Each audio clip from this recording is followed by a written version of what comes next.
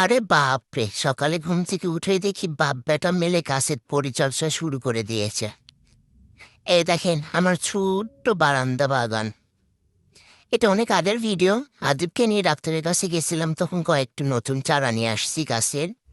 সেইগুলা সকাল সকাল বাপ বেটা মিলে মেশিনে নেমে পড়ছে লাগানোর জন্য। এই দেখেন আমার কুটুস পাখি, ফোন দেখলে শুরু হয়ে যায় তার হাই হ্যালো। আমি আমার বেলকনির বেশিরভাগ গাছেরই নাম জানি না, সবগুলো না গাছের নাম বলতে পারবো না। যাই হোক, এই দেখেন এই গাছটার নাম কি আমি জানি না, অনেকগুলো চারা বের হয়েছে। এগুলো এইসব কাটিং ফাটিং ছাটিং করে নতুন করে রোপণ করা হবে। এই আর কি, এটা হচ্ছে স্নেক প্লান্ট, এটার নাম জানি আমি। যাই হোক, এই দেখেন আমার বেলি ফুল, বেলি ফুলের গাছে সব ফুলগুলো ঝরে গেছে। এই দেখেন আমার গোলাপ, কত সুন্দর গোলাপ। গোলাপের অনেকগুলো কলি আসছে, এই তো দেখে দিলাম। দেখেন, আরে এই দেখেন আমার অপরাজিতা, একদিন পানি দেয় নাই, তাই মুখ ভেটকায় বসে আছে। এই গাছটার নামটা আমি জানি না, আদিবের বাবা পছন্দ করে নিয়ে আসছে।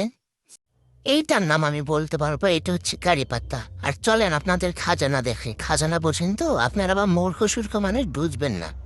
এটা হচ্ছে গাছ সতেজ রাখার খাজানা। খাজানা হচ্ছে গোবরের খাজানা, বোঝেন? সেই খাজানা নিয়ে আমার ছেলে দেখেন আর গুপিস পাখিটা কি শুরু করে দিয়েছে। ও তো অনেক খুশি, ও তো আর জানে না যে এটা গরুর গোবর। যাই হোক, এই দেখেন আমার বডি বিল্ডার জামাই।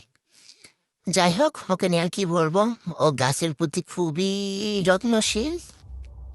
ও গাছ নিয়ে পড়ে থাকে, অফিস থেকে এসে একবার দেখবে, যাওয়ার সময় একবার দেখবে, পানি দিবে, সব কিছু ওই করে। যাই হোক, এই যে একটা, এই যে একটা, আর এই যে এই সবগুলো ঘরে রুমের মধ্যে রাখবো, এই জন্যে এই টবগুলো নতুন আমরা নিয়ে আসছি। রুমের ভিতর সবগুলো রেখে দেব। এই দেখেন আমার দুষ্টু পুটুস পাখি টব নিয়ে কি শুরু করে দিয়েছে।